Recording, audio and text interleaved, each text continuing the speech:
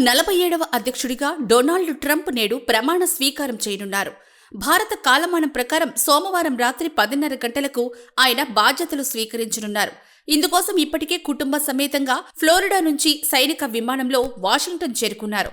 ఈ సందర్భంగా వర్జీనియాలోని Trump golf క్లబ్లో బాణాసంచా కాల్చి సంబరాలు జరుపుకున్నారు.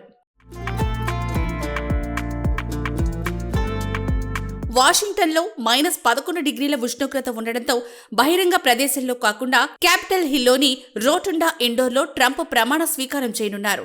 దాదాపు 40 ఏళ్ల క్రితం అంటే 1985లో నాటి దేశాధ్యక్షుడిగా ఎన్నికైన రొనాల్డ్ రీగన్ సైతం క్యాపిటల్ స్టెప్స్ మీద కాకుండా క్యాపిటల్ రోటుండా వేదికగా ప్రమాణ స్వీకారం చేశారు. మళ్లీ 40 ఏళ్ల అనంతరం డొనాల్డ్ ట్రంప్ దేశ అధ్యక్షుడిగా ప్రమాణ స్వీకార కార్యక్రమం క్యాపిటల్ రోటుండాలో నిర్వహించనున్నారు.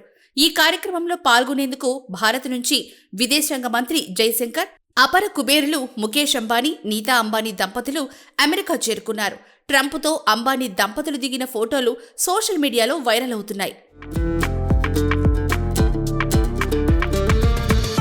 మరోవైపు ఈ కార్యక్రమాన్ని తిలకించేందుకు రిపబ్లికన్ పార్టీకి చెందిన అభిమానులు ఇప్పటికే పెద్ద సంఖ్యలో వాషింగ్టన్ చేరుకున్నారు. క్యాపిటల్ హిల్ పరిసర ప్రాంతాలను సుందరంగా తీర్చిదిద్దుతున్నారు. ప్రమాణ స్వీకార నేపథ్యంలో కట్టుదిట్టమైన భద్రత ఏర్పాటు చేశారు. సెయింట్ జాన్స్ చర్చిలో ప్రార్థనల అనంతరం వైట్ హౌస్ కు వెళ్లనున్న ట్రంప్ అధ్యక్షుడు జో బైడెన్ ఇచ్చే తేనీటి విందులో పాల్గొంటారు. అక్కడి నుంచి క్యాపిటల్ హిల్ చేరుకుని ప్రమాణ స్వీకారం చేస్తారు. అనంతరం బైడెన్, కమలా హ్యారిస్ల వీడ్కోలు కార్యక్రమంలో పాల్గొంటారు.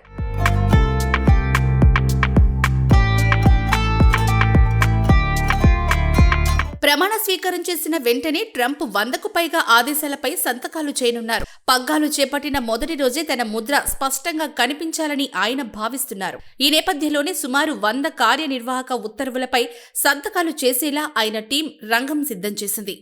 ఎన్నికల్లో ఇచ్చిన వాగ్దానాల మేరకు అమెరికా దక్షిణ సరిహద్దులు మూసివేయడం, అక్రమ వలసదారులకు అడ్డుకట్ట వేసి వెనక్కి పంపించడం, ట్రాన్స్జెండర్ల హక్కులు కాలరాయడం, చమురు వెలికితీత పెంచడం, క్యాపిటల్ భవంతి వద్ద రగడకు సంబంధించి దోషులుగా తేలిన సుమారు 1500 మందికి క్షమాభిక్ష ప్రసాదించడం వంటి వాటిని తొలి రోజే మొదలు పెట్టాలని ట్రంప్ పట్టుదలతో ఉన్నారు.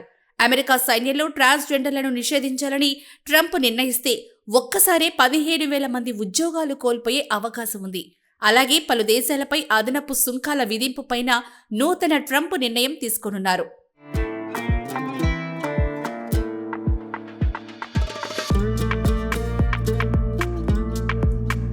ట్రంప్ ఏప్రిల్లో భారత్లో పర్యటించే అవకాశం ఉన్నట్లు తెలుస్తోంది. ప్రధాని మోదీని వైట్ హౌస్ కు ఆహ్వానించే అవకాశాలు కూడా ఉన్నాయి. భారత్ అతి త్వరలోనే క్వాడ్ సమావేశాలకు ఆతిథ్యం ఇవ్వనుంది. అమెరికా క్వాడ్ కూటమిలో ఉండడంతో ట్రంప్ భారత్ వచ్చే అవకాశం ఉంది. డ్రాగన్ కంట్రీతో సత్సంబంధాలు కోరుకుంటున్న ట్రంప్ తొలి విదేశీ పర్యటన కోసం చైనానే ఎంచుకోవచ్చని విశ్వసనీయ సమాచారం.